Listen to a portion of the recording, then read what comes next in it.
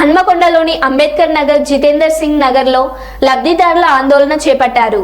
Double bedroom ఇండ్ల తాళాలు పగలగొట్టి గుడిసె వాసులు ఇళ్లలోకి చేరుకున్నారు. తమకు కేటాయించిన డబుల్ బెడ్రూమ్ ఇండ్లు ఇచ్చే వరకు ఇక్కడే ఉంటామని డిమాండ్ చేశారు. భారీ వర్షాలు పడుతున్నా తమకు ఇల్లు ఇవ్వడం లేదంటూ నిరసన వ్యక్తం చేశారు. గత ప్రభుత్వం డబుల్ బెడ్రూమ్ ఇల్లు తమకు కేటాయిస్తామని విఫలమైందని మండిపడ్డారు. కాంగ్రెస్ ప్రభుత్వం ఏర్పడి 7 నెలలు గడుస్తున్నా ఇవ్వడం లేదని ఆరోపిస్తున్నారు. వెంటనే తమకు డబుల్ బెడ్రూమ్ ఇండ్లు కేటాయించాలని కోరారు. అది ఇసాడు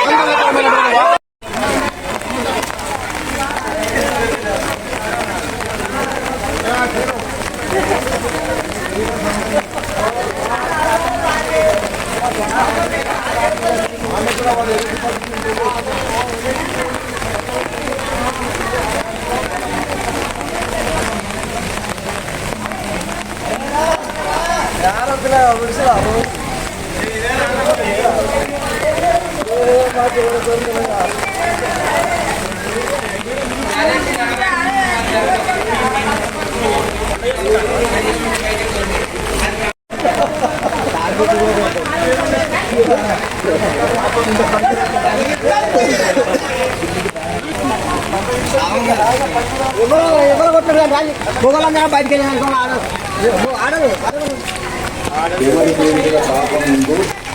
గవర్నమెంట్ ప్రాపర్టీ అని ఉంటుంది. గవర్నమెంట్ తెలుగు ప్రాపర్టీ అని ఉంటుంది. గవర్నమెంట్ ప్రాపర్టీని కాపాడే బాధ్యత పోలీసులు లేదు. కాకపోతే మీకు ఉన్న బలవంతంగా ఉన్నామంటే ఉంటే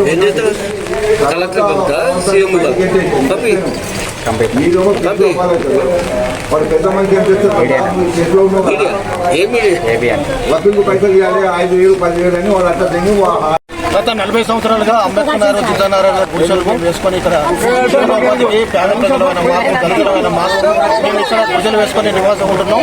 గత ప్రభుత్వం బీఆర్ఎస్ ప్రభుత్వం వచ్చినప్పుడు అదే చంద్రశేఖర్ సీఎం అయినప్పుడు ఇక్కడికి వచ్చి శిలాఫలకం వేసి ఇదే డబుల్ బెడ్రూమ్ కట్ చేయడం జరిగింది. సరే గుడిసెలు పోయి మంగళాలు అయితే అనే కాన్సెప్ట్ తోటి మేము ఆ ఆశతోటి మేము గుడిసెలు తొలగియడం జరిగింది. అదేవిధంగా ఇక్కడ లిస్టు కూడా కరోనా మేడం ఉన్నప్పుడు లిస్టు కూడా ఫైనల్ చేయడం జరిగింది.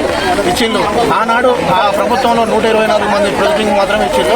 ఆ ప్రొసీడింగ్స్ ఇప్పుడు ఏమంటారంటే ఈ ప్రభుత్వం వచ్చిన తర్వాత ప్రభుత్వం చేసిన తర్వాత 124 మాత్రమే ఇక్కడ జెన్యూన్, మిగతా వాళ్ళు కారు, మేము ఇవ్వలేము.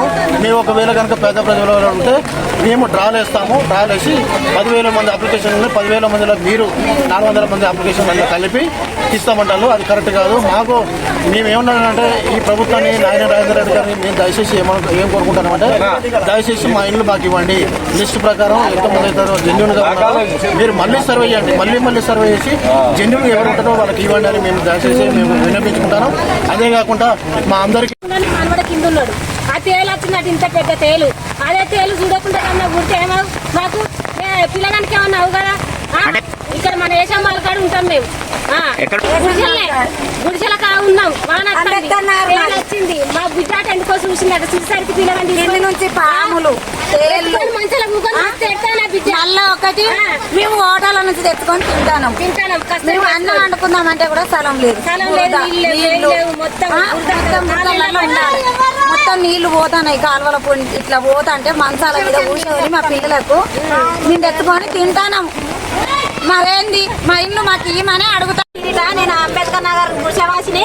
మాకు గత 10 సంవత్సరాల వాటి డబల్ బెడ్రూమ్లు కట్టిస్తామని చెప్పి హామీ ఇచ్చిన మాట తప్పిల్లు పైన సీఎం గారు. మరి ఇప్పుడన్నా మాకు ఇవ్వాలని మేము కోరుకొచ్చినాం. మాకు కేటాయించిన ఇల్లు మాకే ఇవ్వాలని, మా ఇంట్లో ముందు మేముంటే దౌర్జన్యంగా ఉన్నారని చెప్పి మా మీదికి పోలీసులను పంపించిల్లు. మరి ఎందుకు పంపించిల్లు సార్? ఇది మాకు కేటాయించిన భూమి మాకు ఇవ్వాలి కదా అని అంటే, మీరు ఇక్కడ ఉన్నద్దమ్మా, మాకు పైనుంచి ఆర్డర్ వచ్చి మీ ఫోటోల నుంచి పంపిస్తాము, మిమ్మల్ని ఇక్కడ నుంచి తీసుకోపోతారని చెప్తాడు సార్ కూడా. ఎందుకంటే మా ఇంట్లో మాకు ఇవ్వాలి సార్. మేము అక్కడ బాలసంతో డంపింగ్ యార్డ్ పక్క పడి గుడిసెలు వేసుకొని ఎదురుగా డబల్ బెడ్రూమ్లు కట్టుకొని ఉంటా అంటే చిన్న పిల్లలము ఇచ్చేది పోతాను సార్. మేము బతకాలే సావాల, చలికి దోమల బురదల బతకలేక సావలేక తినలేక బతుకుతున్నాం సార్. అక్కడ ఉన్న ఒకటే ఇక్కడ ఉన్న ఒకటే సార్. ఎక్కడైనా ఉందామని మేము ఎగేసుకొని వచ్చినాం. మా ఇంట్లోకి మేము రావాలని వచ్చినాము. మా ఇల్లు మాకు కేటాయించాలని మేము కోరుకుంటున్నాం సార్.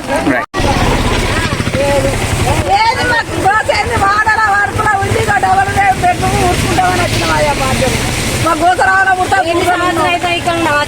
పిల్లలు అయినరు. 5 వరకు ఇచ్చిన తాగులేదు. ఆ సార్ గెలిచిండు.